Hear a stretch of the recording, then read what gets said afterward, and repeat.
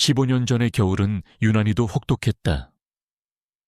서울의 낡고 허름한 동네 골목마다 살을 애는 바람이 울부짖었고 회색빛 하늘에서는 끝없이 눈발이 쏟아져 내렸다.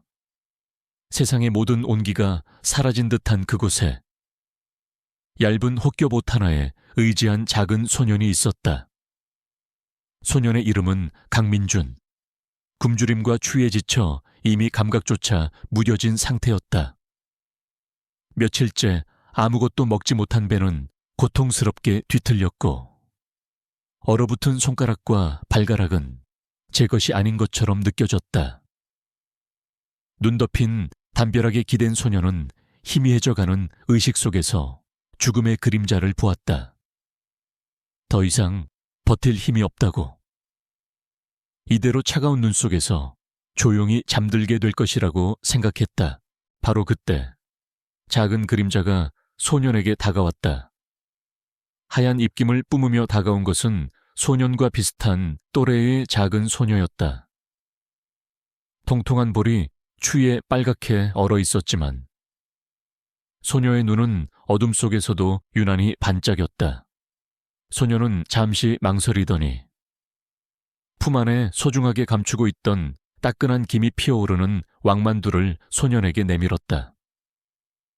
그것은 소녀가 가진 유일한 음식처럼 보였다. 민주는 멍하니 소녀와 김이 모락모락 나는 만두를 번갈아 쳐다보았다. 소녀는 아무 말 없이 민준의 얼어붙은 손에 만두를 쥐어주고는 뒤돌아 총총걸음으로 사라졌다. 손에 전해지는 따스한 온기와 구수한 만두 냄새에 민준의 눈에서 뜨거운 눈물이 흘러내렸다. 그것은 단순한 음식이 아니었다. 꺼져가던 생명의 불씨를 되살린 희망이었고 세상에 혼자 버려지지 않았다는 증거였다. 그로부터 15년 후 뉴욕 맨해튼의 스카이라인이 한눈에 내려다 보이는 초고층 빌딩의 펜트하우스. 한 남자가 거대한 통유리창 앞에 서서 도시의 야경을 무심하게 내려다보고 있었다. 날카로운 턱선과 냉철한 눈빛. 값비싼 맞춤 정장을 완벽하게 소화하는 그는 15년 전에 굶주린 소년이라고는 상상할 수 없는 모습이었다. 그는 바로 글로벌 투자 펀드 프로메트스의 회장 강민준이었다. 지난 15년간 그는 지옥 같은 현실에서 살아남기 위해 자신을 채찍질했다. 타고난 명석한 두뇌와 강철 같은 의지로 월스트리트의 정점에 섰고 돈과 권력으로 자신을 무장했다.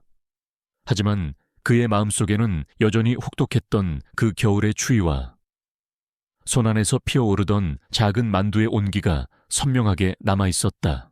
그의 등 뒤로 비서실장인 김 비서가 조용히 다가와 보고했다. 회장님, 한국행 전용기 준비되었습니다. 서울지사 설립 및 현지 시장 분석을 위한 모든 준비도 마쳤습니다. 민주는 돌아보지 않은 채 나지막이 물었다. 그 동네는 어떻게 되었지?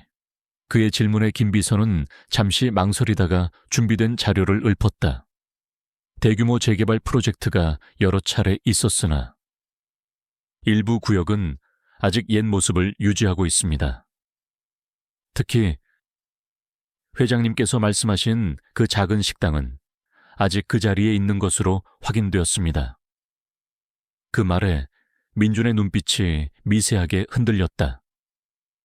그는 오랫동안 그날의 소녀를 잊지 못했다. 이름도, 얼굴도 희미해졌지만 자신을 살렸던 그 따스한 눈빛과 작은 손길만은 결코 잊을 수 없었다. 이제 모든 것을 가졌으니 그 빚을 갚을 시간이었다.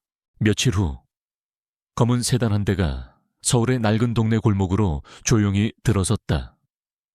차 안에서 민주는 창밖으로 스쳐 지나가는 풍경을 말없이 바라보았다. 많은 것이 변했지만 골목의 구불구불한 구조와 낡은 건물들은 그의 기억 속에 남아있는 모습 그대로였다. 차가 멈춘 곳은 융안의 손만두라는 낡은 간판이 걸린 작은 식당 앞이었다. 민준의 심장이 세차게 뛰기 시작했다. 그때 식당 문이 열리고 한 젊은 여성이 앞치마를 두른 채 밖으로 나왔다. 15년의 세월이 흘렀지만 민준은 한눈에 그녀를 알아볼 수 있었다. 뚜렷한 이목구비와 굳게 담은 입술에서 강인함이 느껴졌지만 사람을 향해 미소 짓는 눈매는 어릴 적 그 소녀의 모습 그대로였다. 그녀가 바로 윤서아였다. 민준이 차 안에서 그녀를 지켜보고 있을 때 검은 양복을 입은 남자 몇 명이 식당으로 다가왔다. 그들은 척보기에도 불량한 무리였으며 그중 앞장선 남자가 서에게 무언가 서류를 내밀며 위협적인 태도를 보였다. 윤서아 씨, 생각할 시간은 충분히 줬을 텐데 좋은 말로 할 때 이각에 넘기시지. 태상그룹에서 추진하는 사업인데 이런 작은 가게 하나 때문에 발목 잡힐 순 없잖아. 서아는 조금도 물러서지 않고 그들을 똑바로 쳐다보며 말했다. 여긴 우리 가족의 모든 것이 담긴 곳이에요. 돈 때문에 팔 수 없습니다. 돌아가세요. 그녀의 단호한 목소리에도 남자들은 비웃으며 더욱 거칠게 그녀를 압박하기 시작했다. 그 순간 민준의 눈빛이 얼음처럼 차갑게 변했다. 그가 돌아온 이유는 단지 은혜를 갚기 위함만은 아니었다. 그를 나락으로 떨어뜨리고 그녀의 터전을 위협하는 거대한 악의 그림자가 바로 태상그룹이라는 것을 직감했기 때문이다. 이제 게임의 판이 짜였다. 다음 날 서울 중심부에 위치한 최고급 호텔의 프레지덴셜 스위트는 강민준의 임시작전본부로 변해 있었다. 한쪽 벽면 전체는 실시간으로 주식 시세와 기업 정보가 흘러가는 거대한 스크린으로 채워져 있었고 테이블 위에는 태상그룹과 관련된 방대한 자료들이 놓여 있었다. 김 비서가 태블릿 PC를 든 차에 간결하고 정확하게 보고를 시작했다.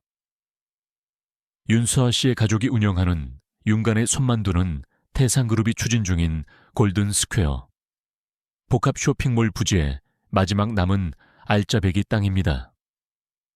태산 측은 지난 6개월간 시세의 2배에 달하는 보상금을 제시했으나 윤서아 씨 측이 완강히 거부하고 있는 상황입니다. 보고는 계속되었다. 이 프로젝트의 실질적인 책임자는 태상그룹 최진환 회장의 외아들인 최시우 전무입니다. 그는 오만하고 충동적인 성격으로 합법적인 방법과 불법적인 방법을 가리지 않고 목표를 달성하는 것으로 악명이 높습니다. 어제 식당에 찾아왔던 무리 역시 최 전무가 고용한 용역업체 직원들로 파악되었습니다.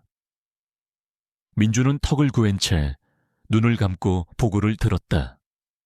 최진환, 그리고 최시우. 그 이름들이 그의 뇌리에 박혔다. 15년 전 굶주림으로 죽어가던 자신과 수많은 사람들의 고통을 발판 삼아 부를 축적한 자와 그 부를 당연한 듯 누리며 약자를 짓밟는 그의 아들.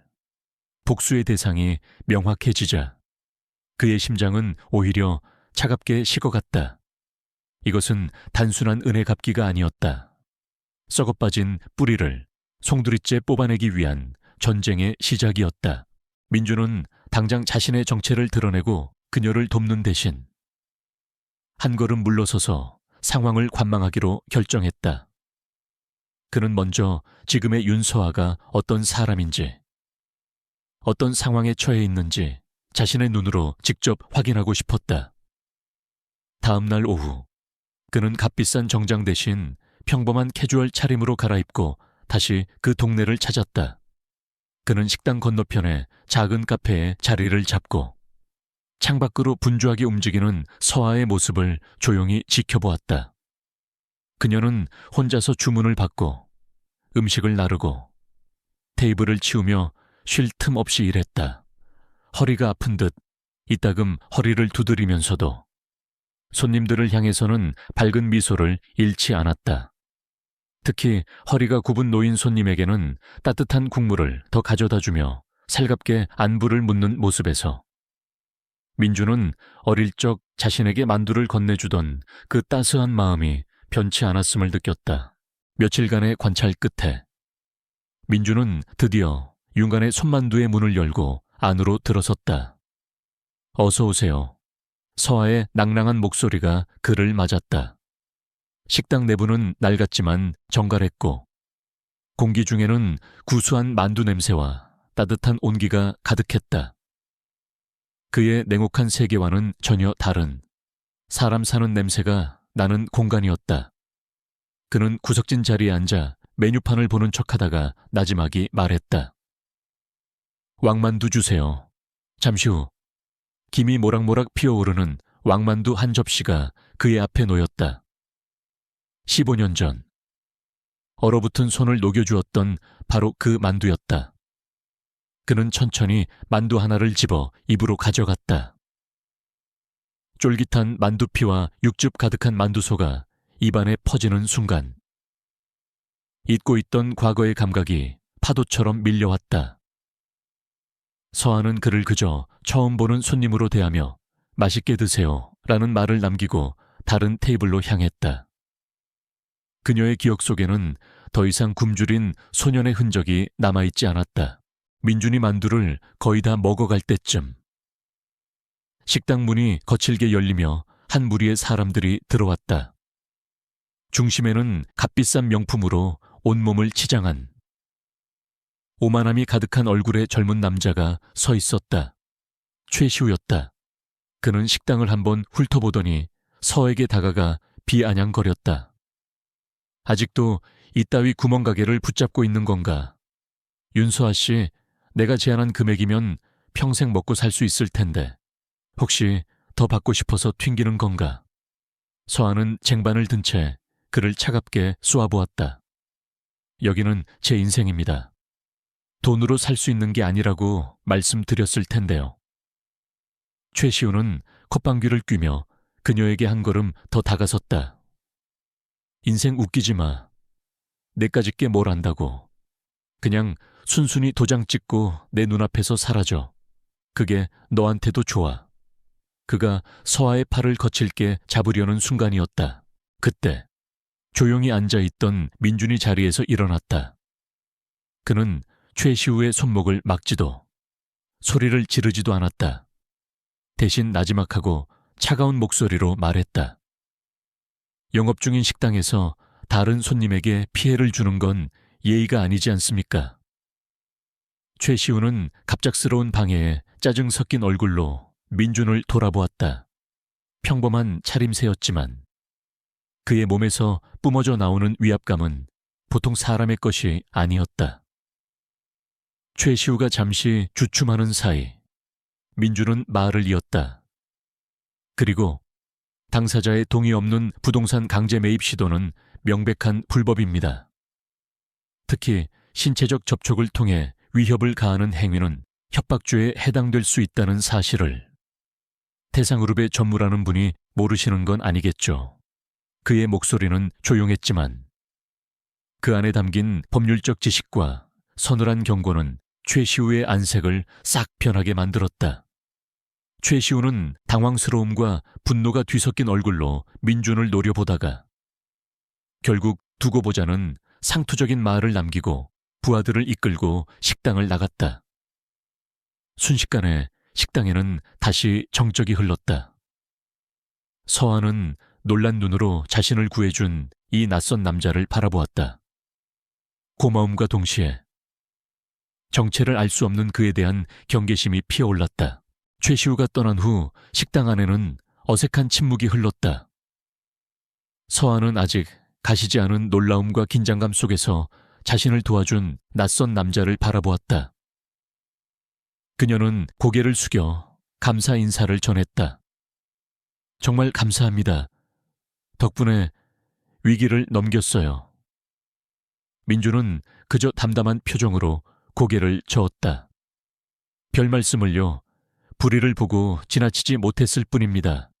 그의 목소리는 차분했지만 그 안에 담긴 무게감은 평범한 사람의 것이 아니었다. 서아는 궁금증을 참지 못하고 물었다. 혹시 변호사세요? 어떻게 태상그룹에 대해 그렇게 잘 아시는지. 민주는 잠시의 망설임도 없이 대답했다. 아닙니다. 그저 세상 돌아가는 일에 관심이 좀 있을 뿐입니다. 그는 더 이상의 질문을 허용하지 않겠다는 듯 테이블 위에 식사 비용을 조용히 내려놓고 자리에서 일어났다. 만두 잘 먹었습니다. 짧은 인사를 남기고 그는 식당을 나섰다. 서아는 그의 뒷모습이 어둠 속으로 완전히 사라질 때까지 그 자리에서 움직일 수 없었다. 그의 등장은 마치 잔잔한 호수에 던져진 돌멩이처럼 그녀의 마음에 큰 파문을 일으켰다. 호텔 스위트룸으로 돌아온 강민주는 더 이상 조용한 손님이 아니었다. 그는 냉혹한 지휘관의 얼굴로 돌아와 있었다. 그의 앞에는 여러 명의 팀원들이 화상회의 화면을 통해 그의 지시를 기다리고 있었다. 지금부터 프로젝트 네메시스를 시작한다. 그의 선언에 화면 속 모두의 표정이 날카롭게 변했다. 김비서, 한진철강의 지분을 최대한 빨리, 조용히 확보하도록. 시장에 눈치채게 해선 안 돼. 한 팀원이 의문을 제기했다. 회장님, 한진철강은 규모가 너무 작은 회사입니다. 저희 포트폴리오에 어울리지 않습니다. 민준의 눈빛이 차갑게 빛났다. 한진철강은 태상건설이 현재 가장 공들이고 있는 랜드마크 타워 프로젝트에 특수 합금을 독점 공급하는 유일한 업체다. 우리가 그들의 목줄을 쥐는 순간 태산의 가장 큰 돈줄이 마르게 될 거다. 그의 전략적 통찰력에 팀원들은 더 이상 질문하지 않았다. 지시는 계속되었다. 미래 물류의 부실 채권도 전부 매입해. 태산의 물류를 책임지는 동맥을 우리 손에 넣는 거다. 사소해 보이는 혈관부터 하나씩 조용히 막아버릴 거다. 최진환이 고통을 느끼기 시작했을 땐 이미 온몸이 마비된 후일 테니 그의 목소리는 얼음처럼 차가웠고 그가 짜는 복수의 거미줄은 소리 없이 태상그룹을 향해 펼쳐지기 시작했다. 그날 이후 민주는 용안의 손만두의 단골 손님이 되었다. 그는 이틀에 한 번꼴로 식당을 찾았고 늘 같은 구석자리에 앉아 왕만두를 주문했다. 그는 서에게 불필요한 말을 걸거나 부담을 주지 않았다. 그저 조용히 식사를 하고 묵묵히 그녀가 일하는 모습을 지켜볼 뿐이었다. 그러던 어느 날 식당의 낡은 냉장고가 요란한 소리를 내며 멈춰버렸다.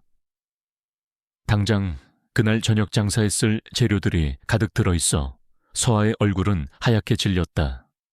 수리비용과 새 냉장고 구입 비용을 감당할 여력이 없었기 때문이다. 그녀가 망연자실해 있을 때. 다음 날 아침 식당 앞으로 최신형 대형 업소용 냉장고가 배달되었다. 지역 소상공인 지원 이벤트에 당첨되었다는 카드와 함께였다. 서아는 어리둥절했지만 하늘의 도움이라 생각하며 기뻐했다. 그녀는 그 이벤트가 사실은 민준의 팀이 하룻밤 사이에 만들어낸 가상의 이벤트라는 사실을 꿈에도 몰랐다. 또 며칠 뒤에는 구청 위생과에서 불시 점검을 나왔다. 명백히 최시우가 보낸 사람들이었다. 그들은 사소한 것 하나하나를 트집 잡으며 서아를 괴롭혔다. 마침 식사를 하고 있던 민준이 조용히 자리에서 일어났다. 그는 점검 나온 공무원에게 다가가 식품위생법 시행규칙의 특정 조항들을 정확히 읊으며 그들의 점검 방식이 절차를 위반했음을 논리적으로 지적했다. 법적 지식이 해박한 그의 반박에 공무원들은 당황했고 결국 아무런 성과 없이 돌아갈 수밖에 없었다. 이런 일들이 반복되면서 서아의 경계심은 점차 호기심과 신뢰로 바뀌어갔다. 그녀는 그가 평범한 사람이 아님을 직감했다. 그들은 조금씩 대화를 나누기 시작했다. 그는 자신을 해외를 오가는 프리랜서 컨설턴트라고 소개했고 그녀는 그에게 돌아가신 아버지가 어떻게 이 만두 가게를 시작했는지에 대한 이야기를 들려주었다. 그의 존재는 어느새 그녀의 고단한 일상에 작은 위안이자 버팀목이 되어가고 있었다. 한편 태상그룹의 회장실에서는 최진환이 심기불편한 얼굴로 보고서를 읽고 있었다. 최근 들어 사소한 문제들이 연이어 발생하고 있었다. 랜드마크 타워 공사 현장에서는 특수 합금 수급이 계속 지연되고 있었고, 주력 계열사의 물류 비용은 원인 모르게 급증하고 있었다. 재무팀에서는 정체불명의 세력이 자사 주식을 조금씩 매집하고 있다는 보고를 올렸다. 하지만 각각의 문제들은 너무나 미미해서 거대한 태상그룹을 위협할 수준은 아니었다. 최진환은 그저 일시적인 경영상의 마찰이라고 치부하며 대수롭지 않게 여겼다. 그는 수십 년간 수많은 위기를 겪어온 노련한 사냥꾼이었지만 지금 자신의 제국을 옥죄어 오는 그림자가 얼마나 치밀하고 잔혹한 계획을 가졌는지는 전혀 상상하지 못하고 있었다. 그의 오만함이 그의 눈을 가리고 있었다. 그 사이 민준의 거미줄은 더욱 촘촘하게 그의 숨통을 조여오고 있었다. 강민준의 체스판 위에서 말들은 계획대로 움직이고 있었다. 태상그룹이라는 거대한 성벽에 보이지 않는 균열이 가기 시작했지만 민준은 그것으로 만족하지 않았다. 그는 적의 심장을 꿰뚫을 단 한 자루의 검, 즉 최진환을 사회적으로 완전히 매장시킬 결정적 증거가 필요했다. 그는 자신의 핵심 정보팀을 소집했다. 전직 국가정보원 요원, 최고의 화이트 해커, 그리고 국제분쟁 전문 변호사로 구성된 프로메테스의 가장 날카로운 창과 방패였다. 회의는 삼엄한 보안 속에서 진행되었다. 민주는 스크린에 15년 전 서울의 지도를 띄웠다. 지금부터 여러분의 임무는 단 하나다. 15년 전 겨울, 서울 일부 지역에서 발생했던 극심한 식량난의 원인을 파헤치는 거다. 당시 최진환의 모든 행적, 자금 흐름, 물류 기록, 관련된 모든 인물을 샅샅이 뒤져라. 땅속에 묻힌 진실이라도 끄집어내야 한다. 그의 목소리에는 단순한 명령 이상의 지독한 집념이 서려 있었다. 팀원들은 그의 눈빛에서 이번 임무가 프로메테스의 명운을 건 지극히 개인적인 전쟁임을 직감했다. 한편 윤간의 손만두에는 평화가 찾아왔다. 최시우의 끈앞풀들이 더 이상 나타나지 않았고 구청의 괴롭힘도 거짓말처럼 사라졌다. 서한은 모처럼 가게 운영에만 집중할 수 있게 되었다. 이 모든 변화가 그 신비로운 단골 손님 강민준이 나타난 이후에 시작되었다는 것을 그녀는 어렴풋이 느끼고 있었다. 그녀는 틈틈이 가게 구석자리에 앉아 묵묵히 만두를 먹는 그의 모습을 훔쳐보곤 했다. 그는 무슨 일을 하는 사람일까? 왜 자신을 도와주는 걸까? 수많은 질문이 머릿속을 맴돌았지만 차마 직접 물어볼 용기는 나지 않았다. 그의 주변에는 다가가기 힘든 견고한 벽이 느껴졌기 때문이다. 어느 날 저녁, 서한은 가게 정리를 돕는 어머니에게 넌지시 물었다. 엄마, 저 손님 어떠신 것 같아? 어머니는 인자한 미소를 지으며 대답했다. 말수는 없어도 참 진중하고 좋은 사람 같더구나. 특히 널 쳐다보는 눈빛이 꼭 잃어버린 무언가를 찾은 사람 같아. 어머니의 말에 서아의 마음은 더욱 복잡해졌다. 그를 향한 호기심이 어느새 더 깊은 감정으로 변해가고 있음을 그녀는 부인할 수 없었다. 며칠 후 민준의 스위트룸에 긴급 보고가 들어왔다. 정보팀이 마침내 결정적인 단서를 찾아낸 것이었다. 화면에 연결된 정보팀장이 흥분된 목소리로 보고를 시작했다. 15년 전 소멸된 유령회사의 서버에서 삭제된 회계 장부를 복원했습니다. 당시 최진환은 이 회사를 통해 밀가루, 쌀 등 주요 곡물을 사재기한 것으로 보입니다. 그리고 당시 최진환의 창고 관리를 맡았던 사람을 찾아냈습니다.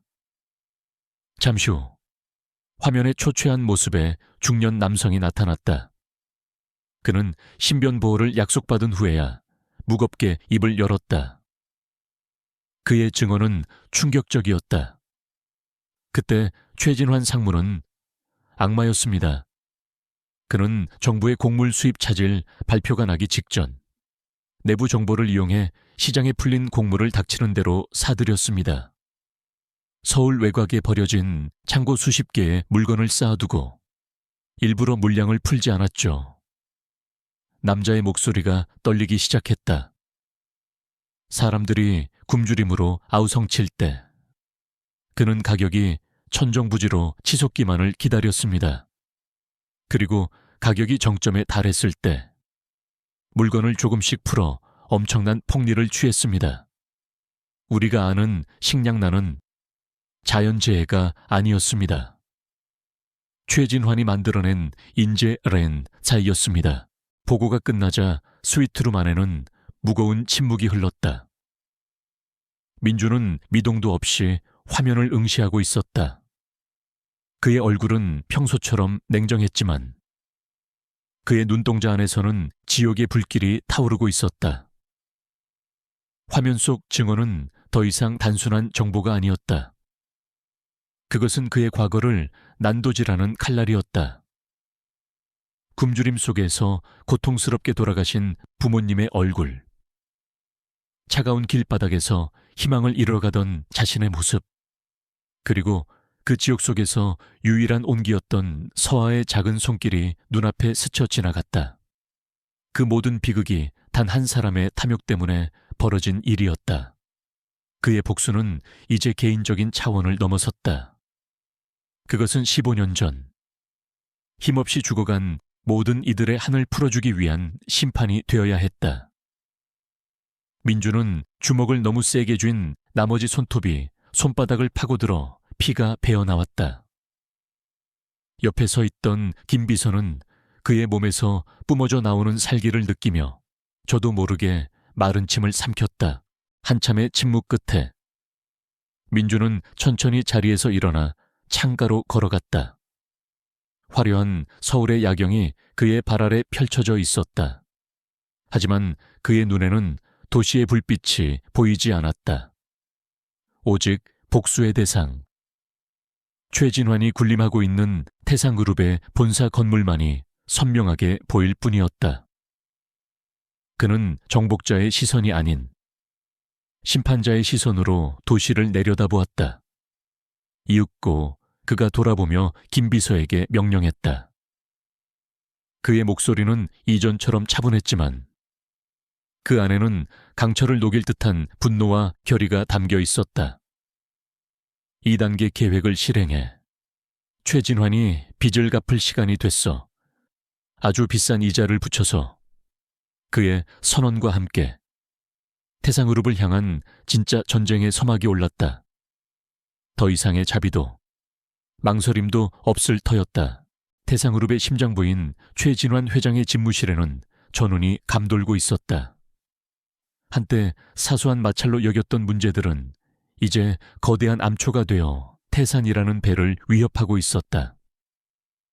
랜드마크 타워 공사는 핵심 자재 공급이 끊기면서 전면 중단되었고 그로 인한 손실은 눈덩이처럼 불어나고 있었다.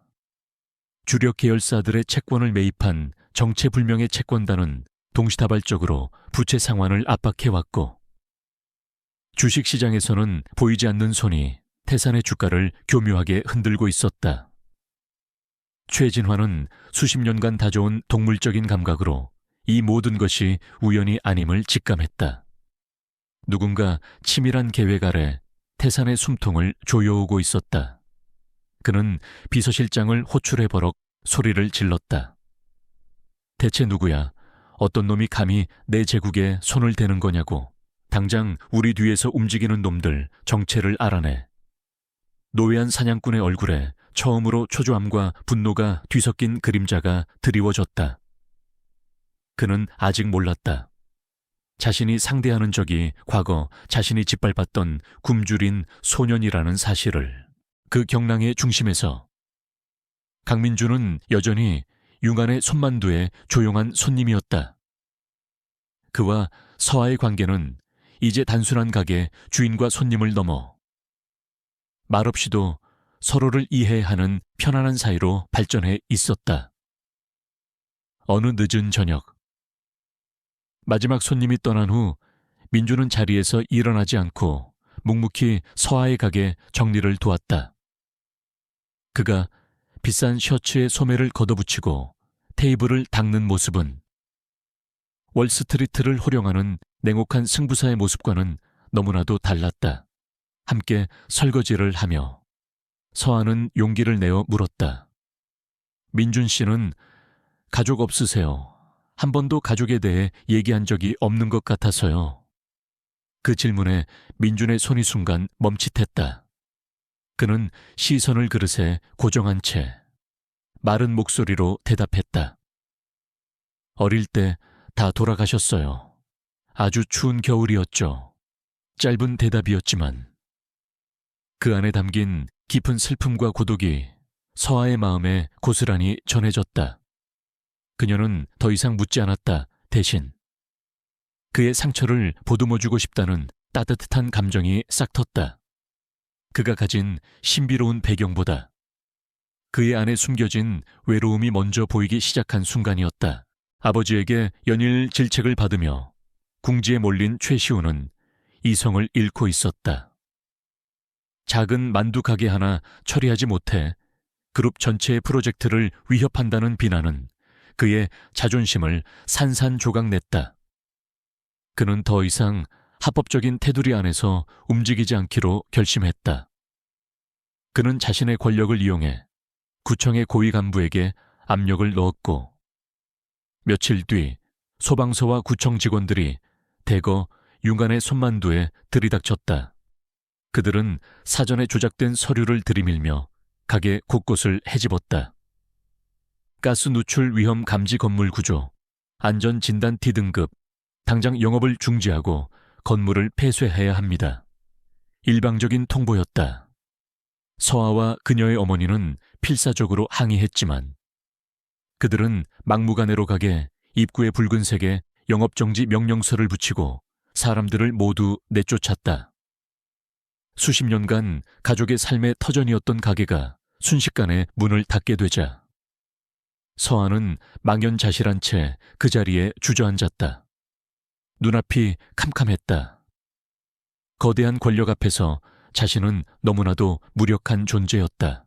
절망의 끝에서 서아는 자기도 모르게 민준에게 전화를 걸었다. 도움을 청하려는 생각조차 하지 못했다. 그저 이 억울하고 막막한 심정을 털어놓을 사람이 그밖에 떠오르지 않았기 때문이다.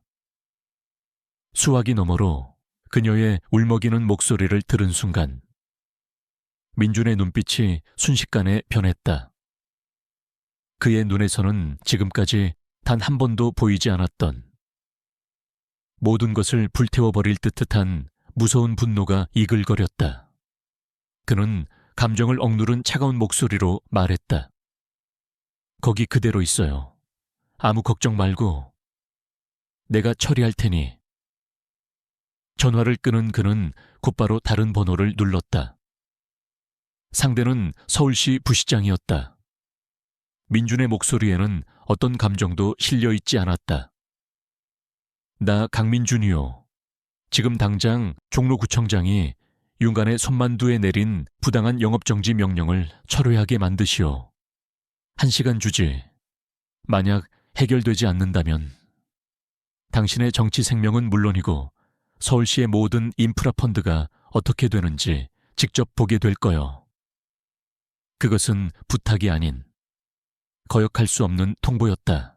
1시간도 차에 지나지 않아 기적이 일어났다. 고급 세단 한 대가 식당 앞에 멈춰 서더니 사색이 된 구청장이 직접 차에서 내려 서에게 달려왔다. 그는 90도로 허리를 숙이며 사죄했다. 정말 죄송합니다. 저희 아래 직원들의 엄청난 행정 착오가 있었습니다. 명령서는 즉각 폐기하고 관련된 모든 직원은 엄중히 징계하겠습니다. 그는 당장 사람을 시켜 붉은 딱지를 떼어내게 했다. 서한은 눈앞에서 벌어지는 비현실적인 상황을 도저히 이해할 수 없었다. 평범한 프리랜서 컨설턴트가 전화를 한 통 했다고 해서 구청장이 직접 달려와 사과하는 일은 절대 일어날 수 없었다. 그날 저녁, 민준이 평소처럼 가게를 찾아왔다. 가게 안의 공기는 이전과 완전히 달랐다. 서한은 두려움과 경외감이 뒤섞인 눈으로 그를 똑바로 바라보며 물었다. 그의 가면을 벗겨낼 단 하나의 질문을 던졌다. 당신 대체 누구예요? 서화의 질문은 날카로운 비수가 되어 강민준의 심장에 박혔다. 당신 대체 누구예요?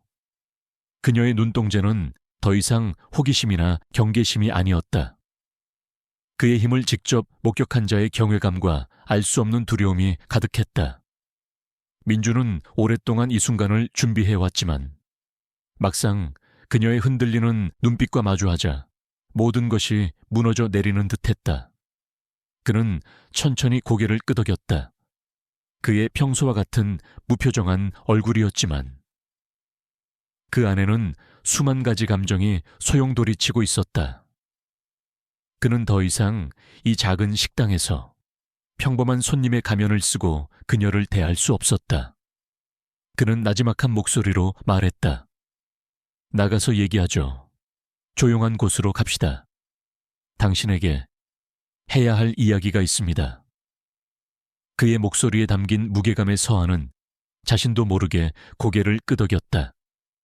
그녀는 그를 따라 나서야 한다는 것을, 그리고 그가 들려줄 이야기가 자신의 인생을 송두리째 바꿔놓을 것이라는 것을 직감했다. 다음 날 아침, 대한민국은 발칵 뒤집혔다. 모든 경제 뉴스와 신문의 한면 머리 기사는 단 하나의 이름으로 도배되었다. 월가의 늑대, 프로메트스 글로벌, 태상건설에 대한 적대적 인수합병 정역선언. 프로메트스는 그동안 베일에 쌓여있던 전설적인 투자 펀드였다. 그들이 움직이는 곳마다 기업들의 운명이 바뀌었다. 그런 거물이 아무런 예고도 없이 대한민국 재계 서열 수위의 태상그룹 핵심 계열사에 칼을 겨눈 것이었다. 이 소식이 전해지자마자 주식시장은 대혼란에 빠졌고 태상그룹 관련 주식들은 개장과 동시에 폭락하기 시작했다. 태상그룹 본사는 비상경영회의가 소집되었다.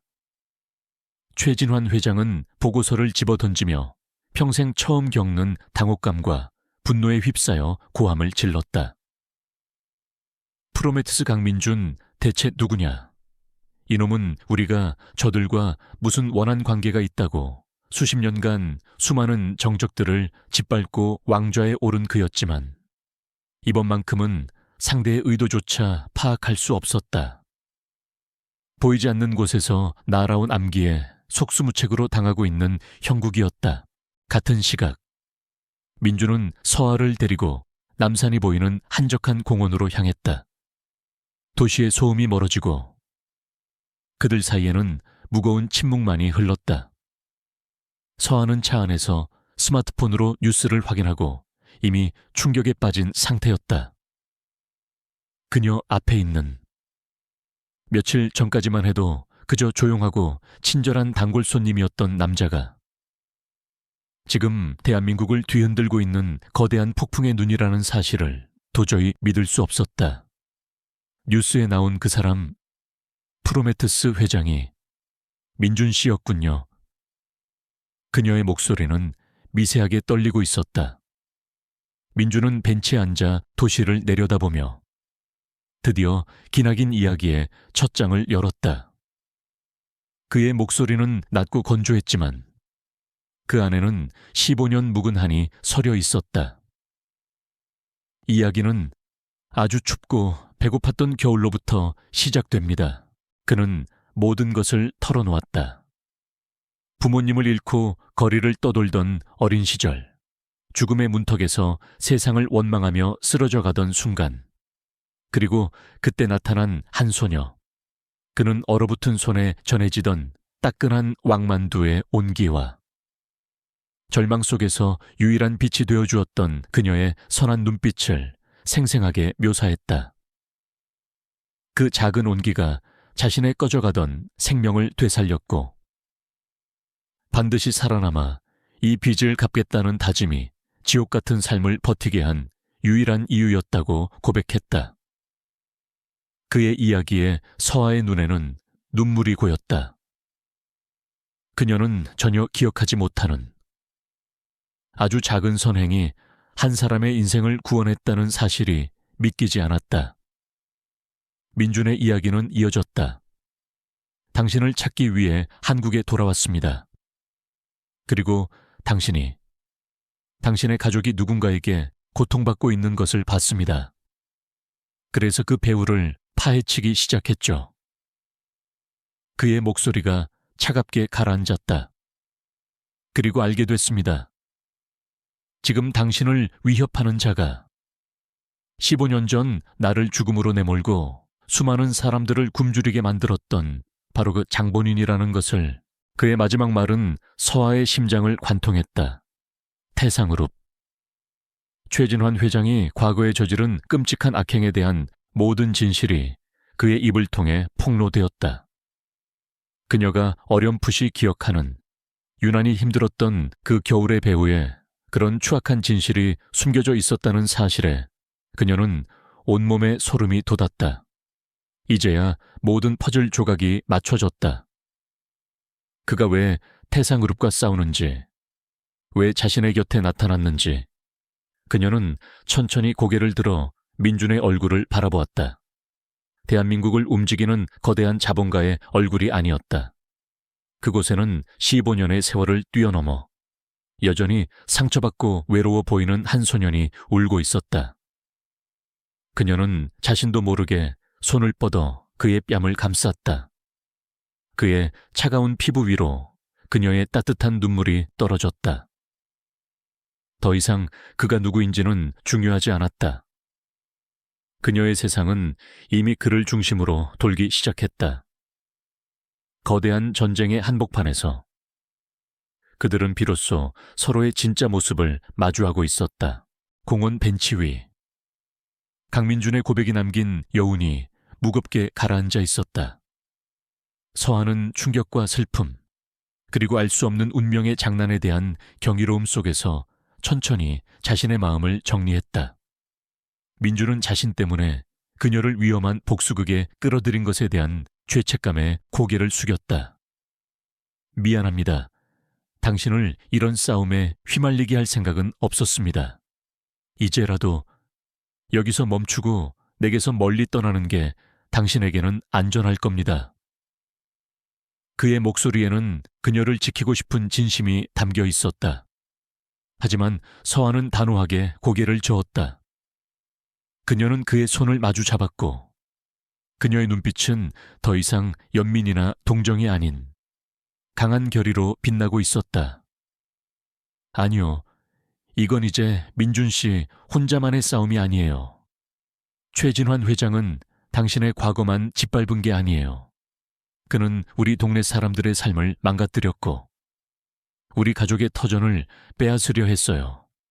이건 우리 모두의 싸움이에요. 내가 도울게요. 그녀의 선언은 연약한 피해자의 것이 아니었다. 불의에 맞서 싸우기로 결심한 강인한 동맹의 맹세였다. 다음 날 강민준의 작전 본부인 스위트룸에는 낯선 이방인 윤서아가 함께하고 있었다. 프로메테우스의 정예팀은 갑작스럽게 나타난 민간인 여성을 경계와 의구심의 눈초리로 바라보았다.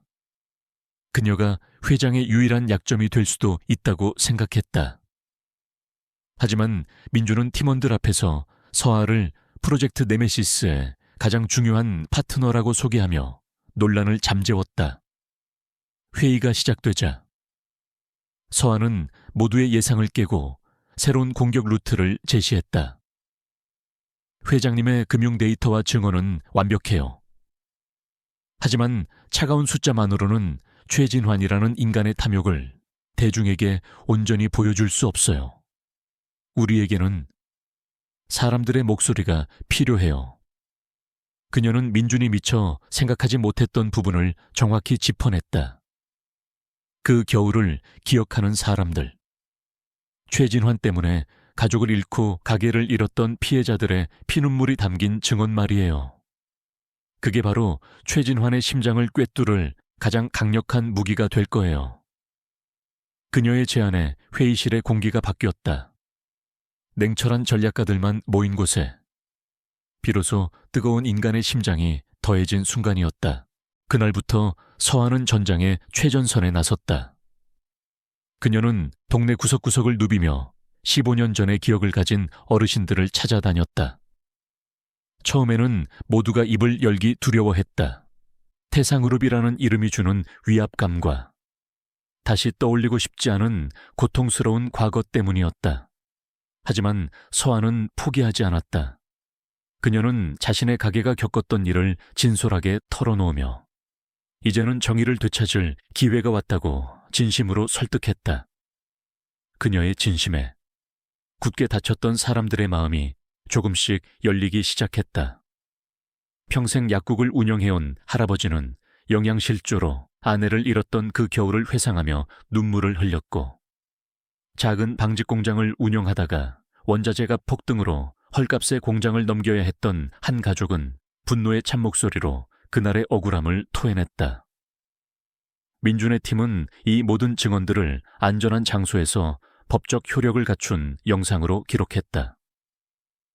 차가운 데이터 위에 피해자들의 뜨거운 눈물이 겹겹이 쌓여갔다. 모든 증거가 모이자 민준은 마지막 덫을 놓기 시작했다. 그의 금융공격으로 자금난에 몰린 최진환은 투자자들을 안심시키고 긴급 자금을 수혈받기 위해 임시 주주총회를 소집할 수밖에 없었다. 그것은 바로 민준이 기다리던 순간이었다. 그의 계획은 완벽했다. 첫째, 그는 이미 태산의 등을 돌린 소액주주들의 의결권을 대거 위임받아 주주총회에서 최진환의 경영권을 직접 위협할 준비를 마쳤다. 둘째, 서아가 모아온 피해자들의 증언과 자신들이 확보한 자금 데이터를 엮어 최진환을 시장 교란 및 비리 혐의로 고발할 고소장을 완성했다.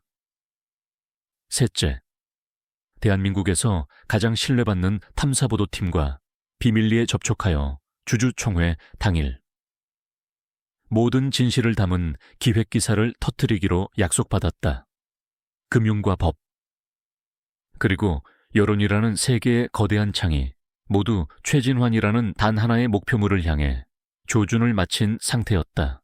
작전본부의 거대한 스크린에는 최진환을 중심으로 얽히고 설킨 거미줄 같은 작전도가 완성되어 있었다. 민준과 서한은 스크린을 함께 바라보았다. 이제 그들은 더 이상 빚을 갚으려는 남자와 은혜를 입은 여자가 아니었다. 공동의 적을 향해 함께 칼을 겨눈 완벽한 파트너였다. 그때 김 비서가 들어와 보고했다. 회장님, 방금 태상그룹에서 공시가 떴습니다. 임시 주주총회는 사흘 뒤 오전에 열릴 예정입니다. 마침내 카운트다운이 시작되었다. 민준은 말없이 서아를 바라보았다. 그의 눈에는 마지막 결전에 대한 비장함이 담겨 있었다. 서아는 두려워하는 대신 그의 시선을 피하지 않고 단단한 믿음이 담긴 눈빛으로 조용히 고개를 끄덕였다. 모든 준비는 끝났다. 이제 심판의 시간이 다가오고 있었다. 결전의 날을 하루 앞둔 밤. 강민준의 펜트하우스는 폭풍전야의 고요함에 휩싸여 있었다. 거대한 스크린에는 마지막 점검을 마친 작전 계획이 선명하게 떠 있었고, 팀원들은 각자의 위치에서 최종 보고를 마친 뒤였다. 민주는 평소와 달리 팀원들에게 휴식을 명령했다. 모두 수고했어. 내일 아침까지는 푹 쉬도록. 진짜 전쟁은 이제부터니까. 그의 말에 팀원들은 비장한 표정으로 경례를 하고 자리를 떠났다. 넓은 공간에는 이제 민준과 서아, 그리고 묵묵히 그의 곁을 지키는 김 비서만이 남아있었다. 창밖으로는 서울의 야경이 보석처럼 반짝였지만 그 누구도 그 아름다움을 감상할 여유가 없었다. 내일 아침이면 저 도시의 심장부에서 대한민국 재계의 역사를 바꿀 거대한 전쟁이 시작될 터였다. 모두가 떠난 후 민준과 서아는 창가에 나란히 서서 말없이 도시를 내려다보았다. 먼저 침묵을 깬 것은 서아였다. 솔직히 조금 무서워요. 우리가 하려는 일이 얼마나 큰 일인지 이제야 실감이 나서요. 그녀의 목소리에는 숨길 수 없는 긴장감이 묻어 있었다. 민주는 그런 그녀를 향해 부드러운 시선을 보냈다. 그는 처음으로 자신의 가장 깊은 속내를 꺼내 보였다. 당신이 없었다면 나의 복수는 그저 공허한 파괴로 끝났을 겁니다. 증오만 가득한 채 최진환과 똑같은 괴물이 되었을지도 모르죠. 하지만 당신이 내 곁에 있어 주었기에 나의 싸움은 단순한 복수를 넘어 정의를 향한 길이 되었습니다. 그는 조심스럽게 그녀의 손을 잡았다. 15년 전 당신이 준 만두가 굶주린 내 몸을 살렸다면 지금 내 곁에 있는 당신은 복수심에 잠식되던 내 영혼을 구원한 겁니다. 고맙습니다. 서아 씨. 그의 진심 어린 고백에 서아의 눈가가 뜨거워졌다. 그녀는 그의 손을 마주 잡으며 그 어떤 말보다도 강한 위로와 신뢰를 전했다. 같은 시각 태상그룹 회장실의 공기는 얼음장처럼 차가웠다. 최진환은 이제껏 느껴보지 못한 패배감과 모욕감에 휩싸여 있었다.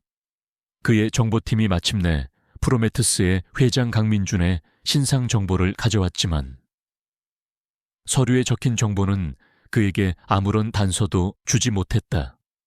고아 출신, 월스트리트에서 혜성처럼 나타난 입지전적인 인물 그뿐이었다. 과거에 자신과 어떤 악연이 있었는지 전혀 짐작조차 할 수 없었다.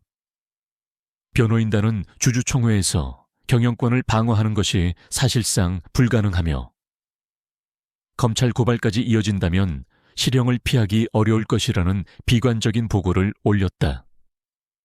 사방이 막혔다. 궁지에 몰린 쥐가 고양이를 물듯 최진환의 눈에 도끼가 번뜩였다. 정상적인 방법으로는 이길 수 없다. 그렇다면 판 자체를 뒤엎어버려야 했다. 그는 수화기를 들어 그의 더러운 일을 처리해주는 해결색에 전화를 걸었다. 강민준.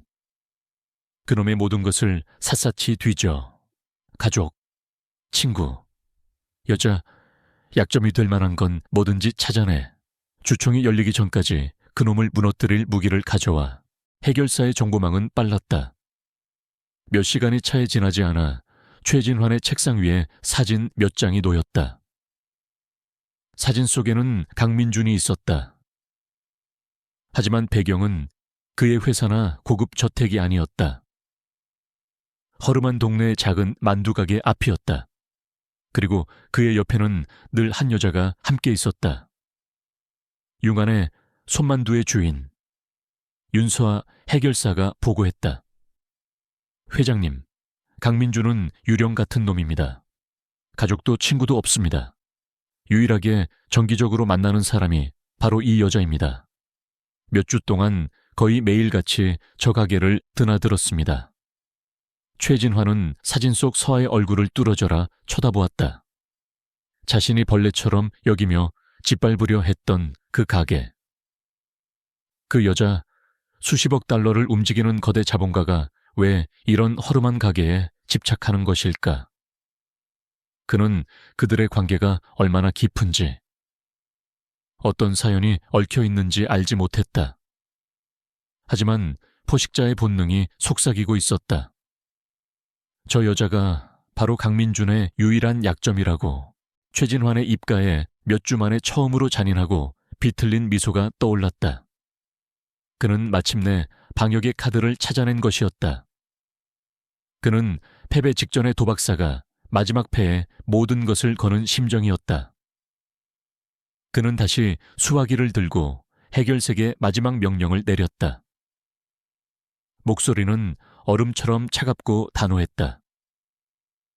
그 여자를 데려와 무슨 수를 써서라도 내일 주주총회는 그놈의 계획대로 흘러가지 않을 테니.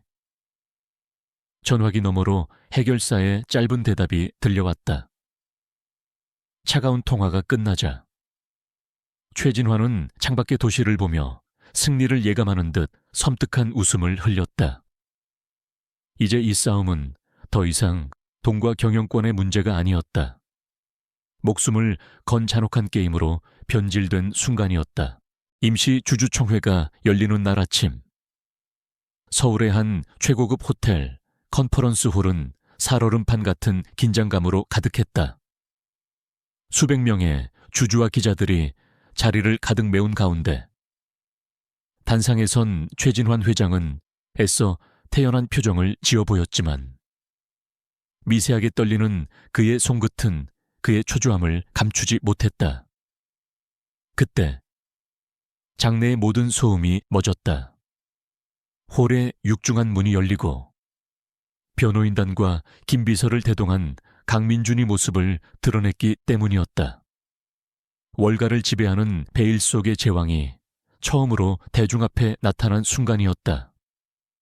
그는 수많은 카메라 플래시와 사람들의 시선을 뚫고 당당하게 걸어 들어왔다.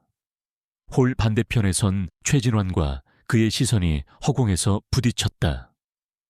그 짧은 순간 불꽃 튀는 눈빛만으로도 두 사람 사이에 보이지 않는 전쟁이 시작되었음을 모두가 직감할 수 있었다. 한편 같은 시각 호텔로 향하던 서한은 민준이 마련해준 안전한 대기실로 가고 있었다. 그녀의 마음은 긴장으로 세차게 뛰었지만 두려움보다는 곧 정의가 실현될 것이라는 굳은 믿음이 더 컸다. 그녀가 탄 차가 호텔 지하 주차장으로 막 진입하려는 순간 검은 밴 한 대가 갑자기 앞을 가로막았다. 차문이 열리며 건장한 남자들이 험악한 얼굴로 그녀에게 다가왔다. 최진환의 마지막 발악이 시작된 것이었다. 서아의 얼굴이 하얗게 질리던 바로 그 찰나, 어디선가 나타난 검은 양복의 남자들이 순식간에 그들을 제압했다. 민준이 어젯밤부터 그녀의 곁에 비밀리에 붙여둔 경호팀이었다. 모든 상황은 단 몇 분 만에 소리 없이 종료되었다. 주주총회장 안. 민준의 귓속에 꽂힌 초소형 수신기로 목표 확보, 안전합니다. 라는 낮은 보고가 들어왔다. 민준은 미동도 없이 단상을 응시했다. 최진환의 마지막 패는 이미 무력화되었다. 주주총회가 시작되고 최진환은 회사의 비전을 역설하며 주주들의 지지를 호소했다.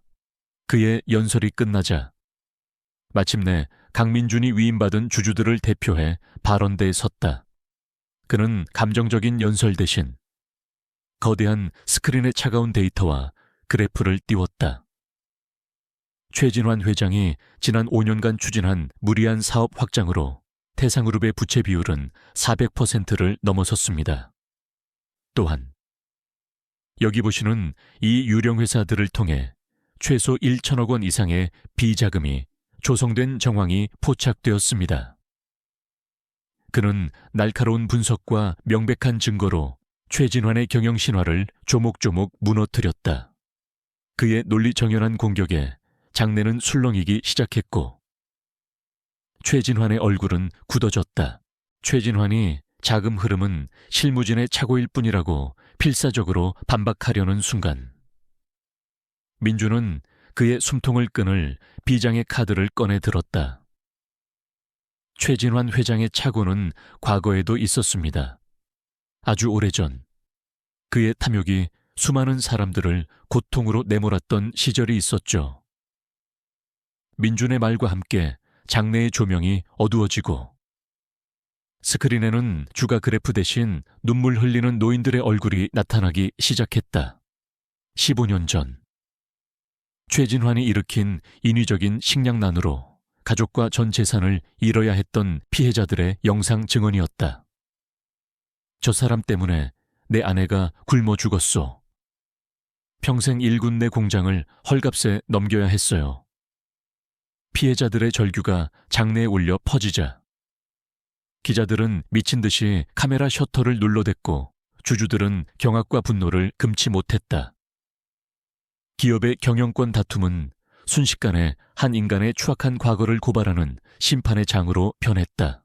혼란이 극에 달했을 때 민주는 마지막 쐐기를 박았다. 스크린에 15년 전 창고 관리인의 증언 영상이 재생되며 모든 범죄의 전모가 드러났다. 바로 그 순간 약속된 탐사보도 기사가 온라인에 송고되었고 컨퍼런스 홀에 뒷문이 열리며 검사와 수사관들이 들이닥쳤다. 최진환은 자신의 부하들이 경찰에 붙들려 들어오는 모습과 그들 뒤로 민준의 곁에 상처 하나 없이 당당하게 서 있는 서아의 모습을 보고 나서야 모든 것이 끝났음을 깨달았다. 그는 무너져 내리듯 의자에 주저앉았다.